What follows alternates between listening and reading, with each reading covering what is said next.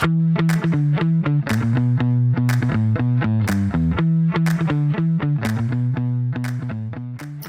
everyone, I'm Wendy Liebman. I'm the CEO and Chief Shopper at WSL Strategic Retail, and this is Future Shop. This is where I talk to iconoclasts, disruptors, big thinkers about the future of retail. Today, I have a very big thinker. His name is Justin Honaman. Welcome, Justin. Hey, it's great to be here and good to be with you, twice in like 3 weeks. So it's great. Thanks for the invite. It's a luxury, right? Well, let me just try and paraphrase what the heck it is you do, and then you can tell us a little bit more. I'm going to read this because it's quite a convoluted title. Justin is the head of worldwide retail and consumer goods go-to-market at Amazon Web Services. Tell us a little bit about what that title actually really means. Yeah, so thank you. Yeah, it's great to be here. I lead our worldwide retail and consumer goods go-to-market team. Yes, I sit within AWS, Amazon Web Services, and I work with, and my team works with the vast majority of retailers and consumer goods companies worldwide that engage with and interface with AWS and actually broader Amazon. And the big idea is, how do you bring capability, systems, process, and thinking around innovation to these customers to help them go further faster? Like, that's the bottom line of what we're here to do. I also am the segment lead for food and beverage. And as you mentioned, 10 years at Coca-Cola and quite a few years since that time in consumer goods and retail. And so, yeah, it's good. And we engage together in the industry. And so hence how we connected. So yes, a lot of good connection points with you and our networks. Yeah, no, it was exciting when we first met. And of course, the first question out of my mouth is always, oh, come on the podcast and have a chat. So I'm glad we got to do this so quickly. You know, what struck me when you were talking about the sort of broader view that you have, I'm going to think about you in the cloud, right? In the, not just the Amazon cloud, but in the world cloud of all things consumer products and retail. You published just at the end of the year, early this year, your thinking piece on what the key trends were for 2023. And I was taken with them because it's a unique lens. I mean, it's got a very strong digital sort of perspective to it. So I wanted to pull out a couple of those and just have a chat about it, because I think you bring that, you know, that compelling view. The one that first hit me, which is sort of the hot new topic of the day, is retail media networks. And so my question to you is it all puff and puff, or are we really somewhere in these things that are retail media networks? Are they adding value to shoppers, not just monetization for retailers? Yeah, that's a great question. So just to give your listeners a little bit of context, every year I write a piece for RIS News on trends in retail for the year. And it's a lot of fun because it's a perspective piece. It's an idea.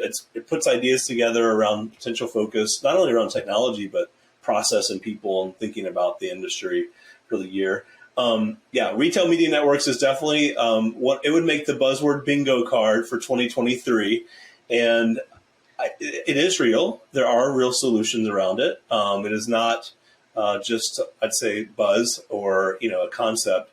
The idea here is using in-store messaging, basically dynamic messaging, to allow brands to reach consumers in somewhat of a one-to-one fashion, right? And with trade execution dollars spent with that retailer to put your brand in front of a customer or shopper in near real time. So it's very unique because, as you know, in retail stores, it's typically put a display in or put signage in or put a shipper in, and it's there for a period of time, but it's not dynamic, right? It's there for a set period of time in a purchase, I'll call it, by a consumer goods brand. And so what's interesting about this is that it's a more dynamic way of allowing consumer goods companies to work with the retailer to reach the consumer. So that's what's really interesting. And yes, I think we'll see more of it. Yes. Yeah. I also think, done right, that whole notion of personalization, using the retailer's data, assuming it's good data, to be able to, sorry, excuse my cynicism, but good first-party data and other, I suspect, but able to target more effectively what I'm seeing as a shopper and not just seeing the, the sort of mass, as you said, the mass static display, presentation, message, because I think that's the thing that feels to me like it's where the excitement is. If the message feels right to me at that time, then I can respond appropriately rather than just walking by to the clutter kind of thing. Yeah, I think it's like a triple win. So it's a win for the brand. Let's pick a Kellogg's or a Coca-Cola or a PepsiCo or the major brand or small brands even, right, that don't typically have access to one-to-one consumer data or shopper data. They have to get that through a retailer or through they have to buy it through Nielsen or IRI. So there could be a win there for the brand in terms of being able to reach the customer more dynamically. The second win would be for the retailer, right? So the retailer is now going to monetize that space. So it's an incremental revenue opportunity for the retail shop owner, I'll call it. And then for the actual shopper like you and I that are in the store, I can have faster access potentially to coupons, to buy gets in store. Or just awareness of new brands. I think that's another interesting play for retail media networks. So, but all of this comes down to data, and you said it. So, like who's going to own that data and then use the data to serve up and or kind of curate that I'd say the presentation of content. And that part I think is the part that that's where you're seeing some of the technology players try to play a role. Yeah. It's interesting. I spent, actually, myself and several of our team, we spent last week, a couple of, just a blur, last week, a couple of days facilitating an event with one of the retailers and their newly formed retail media network of about, or retail media team, so far 40 people, and soon to be even more, sort of ground up. And it was fascinating because our role was to remind them that actually what they do in the end has to deliver value to the shopper. So not just, okay, we want to put an ad here or push out a coupon here or whatever, but actually if you don't bring value to the shopper, stored online, whatever it is, then, you can charge the vendors for a time, but the shopper's going to get pretty annoyed about the overwhelming amount of clutter in their brain. That's right. So it was really interesting. And what we actually did was one of our retail safaris. We sort of facilitated a day, but then we took them into places, not necessarily competitive type stores, but places that were using different in-person digital and physical tools to engage shoppers. Sure. So we went everywhere from banks to museums to regular stores to see how they were actually engaging. So it was interesting on several levels. One, that there were 40 people who didn't basically exist in this space, 6 months ago. And just the focus, which I thought was impressive on, remember, we've got to bring value to the shopper. So. Sure.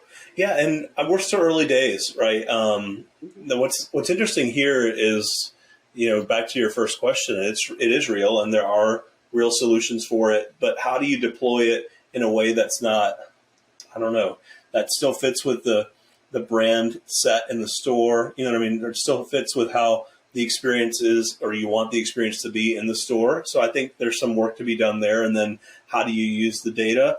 And also on the consumer product side, you're probably going to take some dollars out of your trade spend and put it here. So like where does that bucket of money come from? Is it net new dollars, or is it you're shifting money from other typical buckets where you might spend trade dollars? So I think that's going to be interesting to see how that plays out. Yeah, and actually we accosted, I'm always talking to people in the store, shoppers and others, and we accosted a CPG fellow who was in one of the stores and said, "What are you doing?" And he said, "Well, it's an and." And I said, "Oh, lucky you, because the brand people were going to have that budget and he was going to keep his trade spend." And I said, "Well, I'll talk to you in a few months." Nice. Yeah, it'll be interesting to see. Question to be asked. Yeah. My guess is the retailers are hoping it's an and, additional income stream. That's the retailers will be hoping for that. So. Of course, always and, right? We love them desperately, but it's always an and. The other thing you talked about, and when I first read it in the piece you wrote, I misinterpreted it because you talked about immersiveness, and I immediately thought, oh, immersion. Oh, this is where I walk into an amazing physical space and I can smell things and taste things and see things and touch and feel and all of that. And then I realized you're actually talking about more digital immersion and the second word, the bingo card, metaverse, right?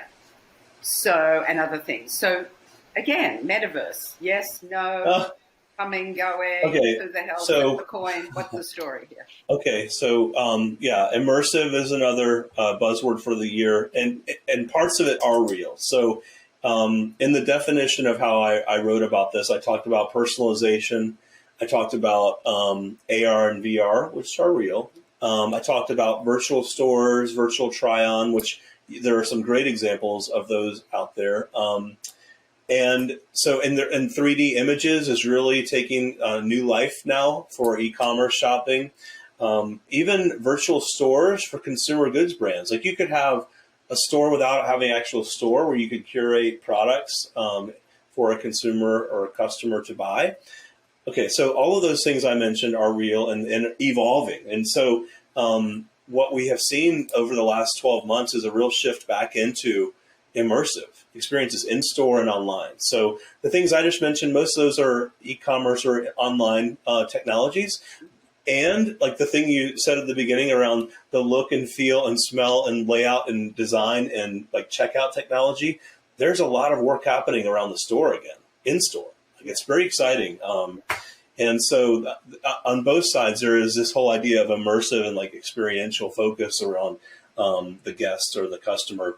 Metaverse, very exciting topic. I always ask groups that I'm talking to how many of you are testing this, how many of you are using this, how many of you are not going to, you think it's not, I've gone down the list.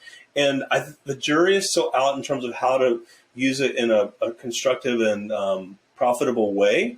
A lot of experimentation happening around it, I'll tell you, and lots of technology partners making up solutions for the metaverse. So I'd say it's still in a lot of it, companies are experimenting, investigating, looking to see what others are doing. That's largely what I would tell you is happening on the retail side. Yeah.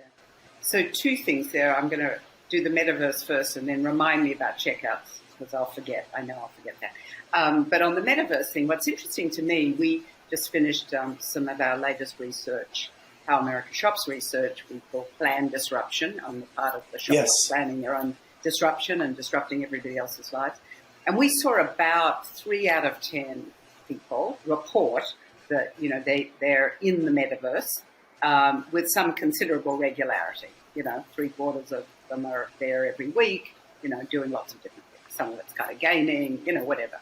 What I found really interesting about it was actually what they were doing there. And so, yes, some of and from a shopping standpoint or beyond gaming directly, but some of them were doing things like buying clothes for their avatars. I get that. I want my avatar looking fabulous in Nike or Paxson or something. But the other was concerts, which I thought was really interesting, speaking about experiential as well as immersive, to be at a concert. And the other couple that I found were interesting were exercise classes. So I had sort of the Peloton, Lululemon kind of thing and thinking how useful it is. I do it on my bike now in some ways. I do not, but others do. What does that look like? And then the last one was pets, anything pets, which I found, talks to a lot of different things, of course. But I just found the usage beyond the sort of obvious to the, relevant, value-oriented. Yeah, I think it's real interesting because this is where you see capabilities come together that bring together digital or marketing and technology.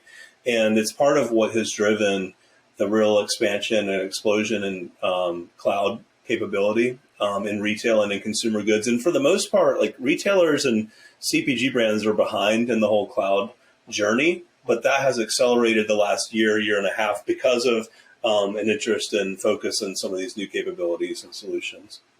Yeah. I mean, I can see it being fashionista in my own way, I can see that ability to be part of a fashion show, feeling like I'm there, loving Sure. music, being at a concert, things like that. So you can, I think it's important not to dismiss it at this point, and I think you're saying the same thing on all of that.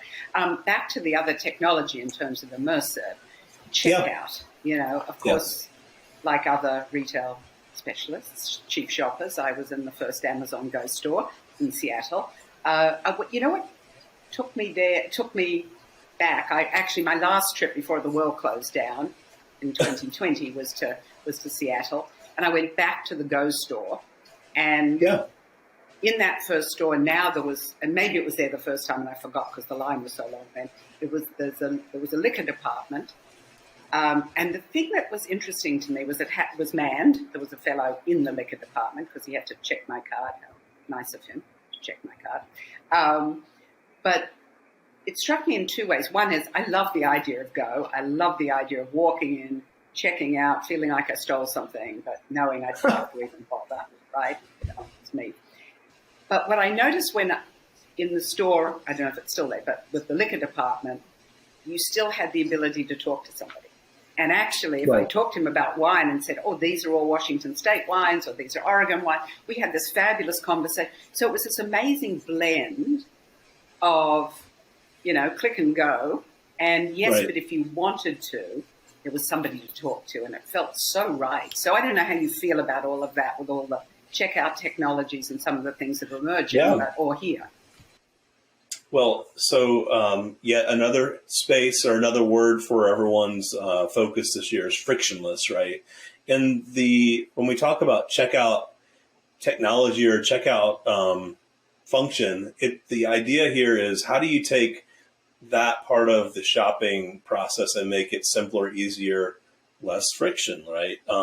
For the guest in the store. And so hence why you've seen a real explosion or a real investment in for companies in new technologies, new ways of checking out and whatnot in store. So with Amazon, yes, there's Amazon Go stores some of you have been to, and the way that works at the Amazon store is you scan a QR code on your Amazon.com app. It opens the door, and computer vision and sensors on the shelves will allow you to build a virtual basket of products, or no basket and put it in your pocket and then walk out. And when you just walk out, hence the name, your credit card is charged for your Amazon account. And that's the case in an Amazon Go store or an Amazon Fresh store, for example, our grocery concept. There are also other retailers, though, that use the just walk out I'll say, setup in their store. So their store, it's called a store kit. And in those cases, you could use Amazon One, which allows you to validate with your palm that's linked to a credit card, or use just a credit card to enter the store and then, again, build your virtual cart and just walk out and your credit card is charged. So, that space, there's a lot of new interest in it and checkout, but also other parts of the store. If you go to one of our Fresh stores, you'll see Alexa devices, and you can say, hey, Alexa, where do I find the low-fat Jif peanut butter? And it tells you the aisle and the shelf number and near instantly, right? Amazon also in Whole Food stores and select Whole Food stores and select Fresh stores has new dash carts where you push a cart and scan product, put it in your cart, and just walk out. So there's a lot of innovation happening around the store. I think it's an exciting time in retail. It's an exciting time in store as much as online. And I think we'll see a lot more just across the industry in terms of investments. One thing, though, in order to make a lot of this work and putting tech in legacy stores in retail is the infrastructure. So you've got to have, the bandwidth and the capability to support new technology. And so where you see this really happening is in retrofits and new store build-outs, things like that. Yeah. And that is one of the things. I mean, we know as shoppers, right, we go into a store. Before we did this immersion the other day, as I mentioned it, we made everybody download any of the apps, any of the things they would need from where they were because we were in there, in a space that had very good Wi-Fi. And then because we knew that, you walk into a store and you're trying to look something up or you're trying to, whatever. And it's Sure. exactly what you said, that the infrastructure is not there. I do recall, it is interesting because I remember, I think one of the first Amazon Fresh stores in, I think it was Silver Lake or somewhere in Los Angeles going into and, loving the idea of I could say, okay, what will I make for dinner tonight? Click here, Alexa, and she'll say Right. it too loudly, right? Something will go on, in the house and we'll hear everything. But that whole, that whole piece, and then thinking about novelty versus usefulness and how does that help me in all of that. So I think That's right. You say that. But for example, though, if you had one interesting thing on the new dash carts, if you have your shopping list there or like a shopping list you've used before, you're logged into the retailer's app, for example, it could save you time. It could show you things that you've bought before, also show you what's on sale or coupons available. So there is a mashup of digital and physical that I think is coming in store. And like I said, it's a really exciting time to be in our industry. The last seems like year or two, we've just seen an acceleration in investment and innovation. Yeah, which is exciting and leads me to the next piece that you wrote about and that we've been looking at a lot is the role of the store. So there was that, Sure. Massive, oh my heavens, the store is dead, all of that. Then we went through the pandemic and we realized the only person we ever talked to was the frontline worker at the drugstore, at the supermarket, right? We were grateful when my Amazon Fresh did not get delivered. Sure. We won't have that conversation. I'm not blaming you for the ills of the world with an A on it. But that whole just sense of the store, we know in our life, at least longish life, that most things don't go away. Right. They just keep evolving or revolving. And what I think is so interesting is, again, in some new work we've done, this whole focus on, the role of the store. And to your point, one of the things we've seen in this new work is, the fact the store becoming kind of discovery zone again.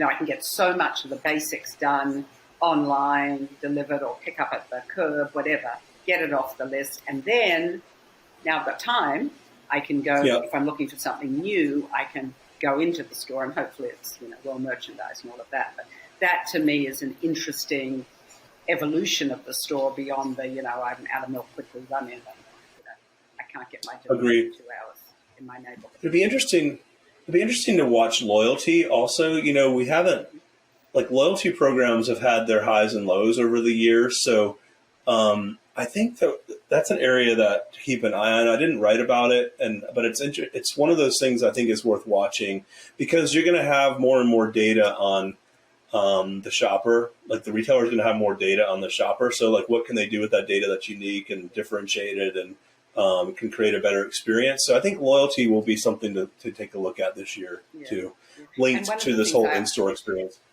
Yeah, and I often think about the way retailers have talked about loyalty, particularly mass retailers, not to dump on them, but is that it's been more of discount loyalty. It's been more about, okay, I know you bought this, well, maybe, yes, you'll buy that, but it's all about here's a coupon, rather than that whole picture, and it sort of talks to where you got to when you talked about, consumer 360.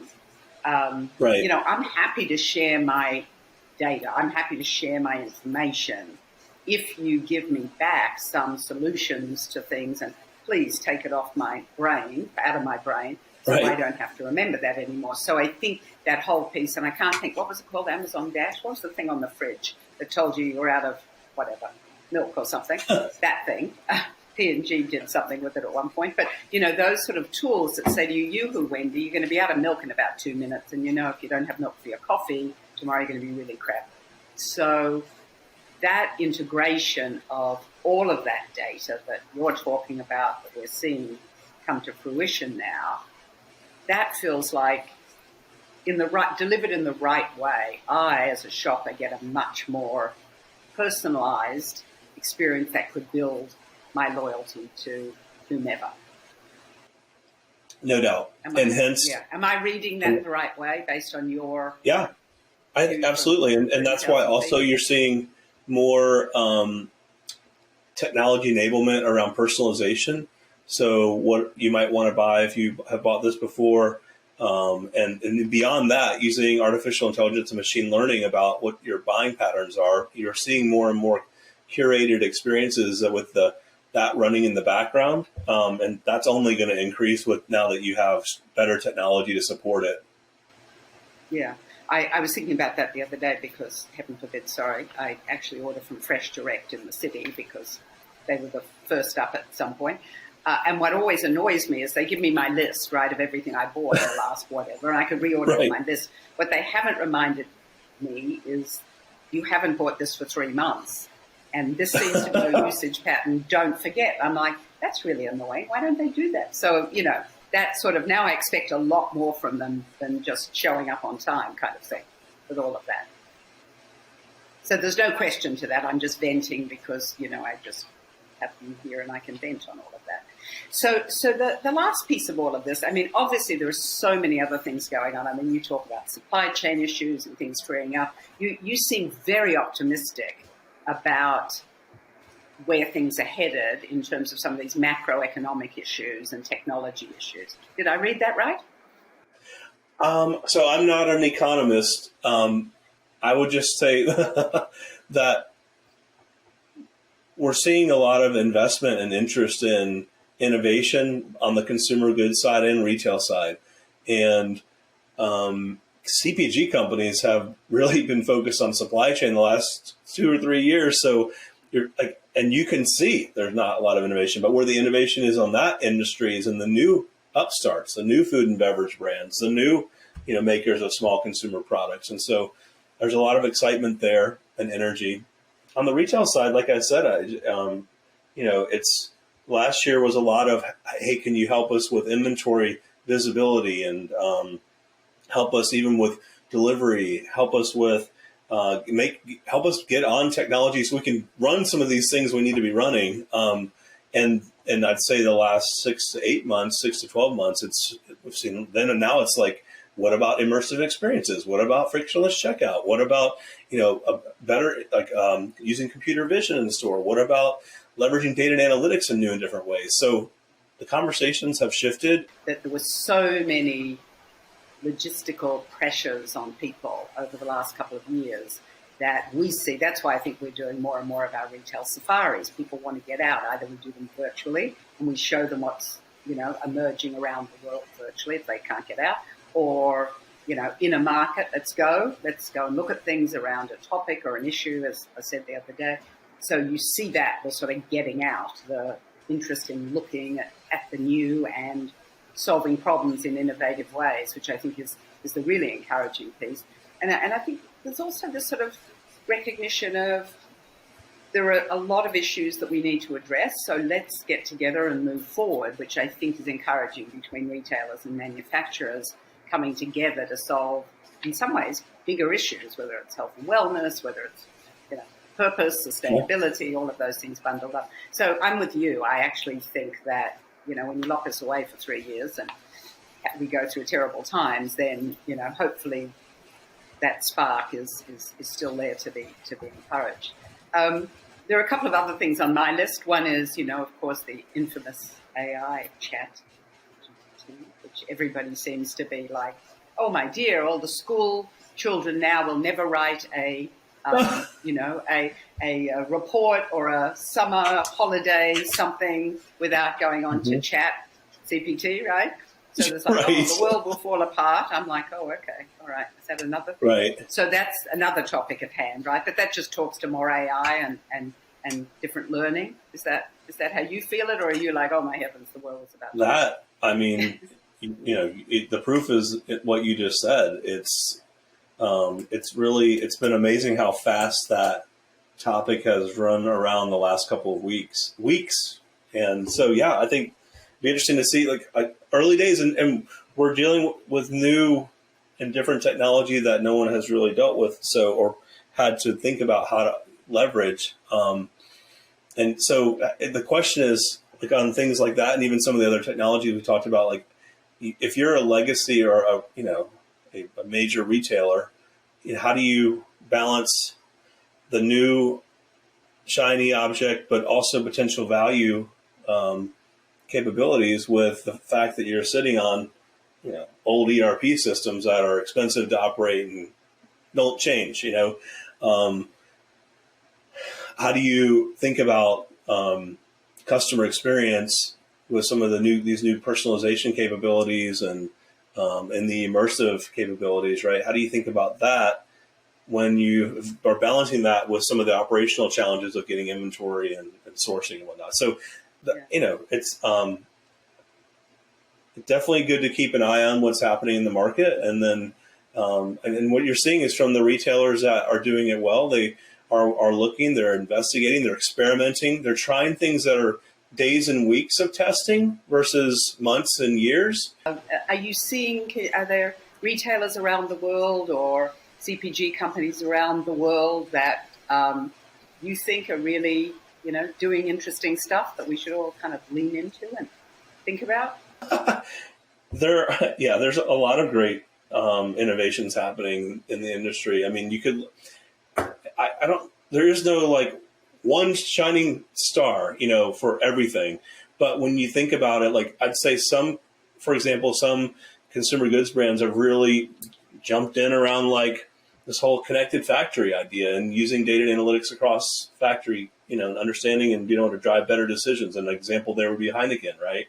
An example of a customer on the retail side that was not happy with their own point of sale system. So they developed their own for 1,000 stores in Carter's. And if you listen to Ben Pivar, who's the CIO from Carter's, tell that story, you'll see they said, I'm not finding what I need here. I'm going to go build it in a flexible way and then roll it out. And it's working very well for them in so many different ways. But I think what you're saying here as we look at what we call future shop and the future of retail, this is a moment. This is another moment of many, but a moment when there is huge opportunity and the ability to think about these things in innovative test, trial, end, start, refine, stop, go again.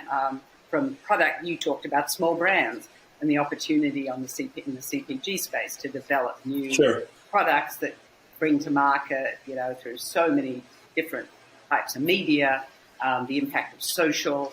I think all of those things, as well as the role of the store in all of this. So it's certainly to us, and I think that's why you and I agree on most of this, is that this is a moment that for people to really engage and define what their future looks like, or at least test what their future looks like and keep testing and going. So I think that's the exciting piece. I will say one last thing to you, which has struck me of late, which is in all of this, the role of people, and I mean that particularly in the role of people in store, frontline people. We learned that through the pandemic, but the people who are the brand at the store level. We were in Cincinnati doing some other innovation work with retailer and CPG clients, and the thing that stood out to me beyond the amazing Ocado distribution center and robotics was the people who staff REI or the store manager at